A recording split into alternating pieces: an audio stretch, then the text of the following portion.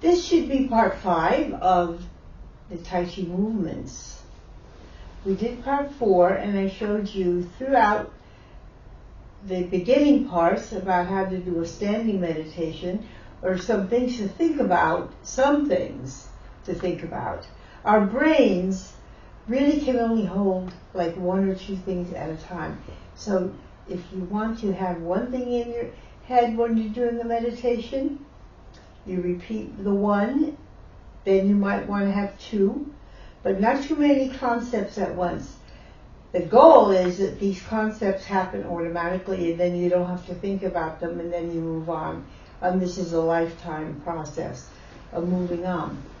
So our toes go in, as we said before, but that doesn't mean as your toes come around, it doesn't mean that this closes. So the toes go in, and the knee goes in, it opens up the horse stance. When you're riding a horse, and you're riding a horseback and it's going fast, you're sitting rounded, and then you take your knees and you hold your knees into the animal so you won't fall off. So that's the shape. You think about that. Open, and then holding yourself on the horse. And then the bottom will go around. So you have this hourglass happening in here. However, your toes need to connect in front of you. So you don't want to think short distance. Like, this is the beginners. You just think about this little teeny square around you, but we're starting to begin to expand out. So we're going to say our toes are out there. The elbows should be resting on your knees. So we'll say it's all, of course, as you realize, energetically, not physically, mental. It's all very, very good for your brain. I'll talk later about why you should be in such good contact with your body and what's going on. Okay, so we did sitting back. Now, this has to be hollow. So the question is, how do you hollow? Well, do I try to go like that and bring the shoulders up, do all kinds of stuff? Well, I've always said, if you want to hollow here, you have to do other things. So I want to sit back, drop my elbows, and open up the joints. And now, elbows drop, I'm hollowed. Hollow here and hollow at the feet. He says that every single class. Get your 3 hollows started. So my toes are out here, my elbows are out here. All right, and if I want to expand more, then I have to expand and open the joints even more. And that's very good for the arthritis of old people. All right, so it goes out a little, it can relax a little. Make sure you're relaxing in here. Now this will hurt at the beginning because you're not used to doing it. But you just keep at it. Don't go too low, but try to get back farther. He would say to me, you have to sit down. You have to sit down more. And I thought, well, how do you do that? I just didn't get it for a while. All right, so now I want to turn. Now I want to start with the top. So I'm going to turn. I'm going to have shifting weights to here, more 60-40 or 70-30, whichever one you like.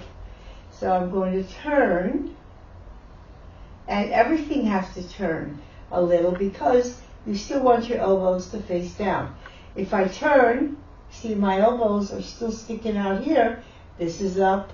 So you always, when one body moves, every part of your body moves. We've read that even in the little bit of literature in the 70s.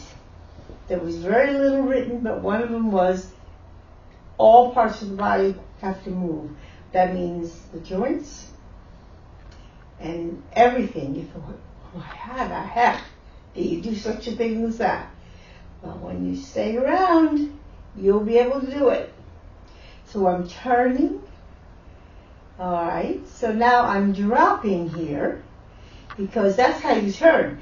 I don't turn because all of this is all insane. I just drop, and by dropping, I'm turning. Now, one of the rules is to make a little circle at the end of every posture before you begin the next one. So my hands will continue because a top goes and goes and goes. It doesn't stop on a dime. It keeps going. So I'm turning. And now there's my circle here. I've done circles with my feet, circles with my quad, circles up here with the elbows. Everything is a circle. Every joint starts to have a little circle. This is what causes the spiral to keep going. How you spiral energy through your body. So turn. And then, again, I want to expand my arms. So you see what I did? Maybe you didn't. I went back. That's the only way to expand because this is going forward. So I don't go forward, I go back to get forward. How's that one? And now, I'm again, start the turning again. And the hands drop. And another, I'm just going to be exaggerating. Here. So the feet are turning. This is turning. Everything's turning to get the hands to turn. But if you're really relaxed, I just let go more. So now you just keep going.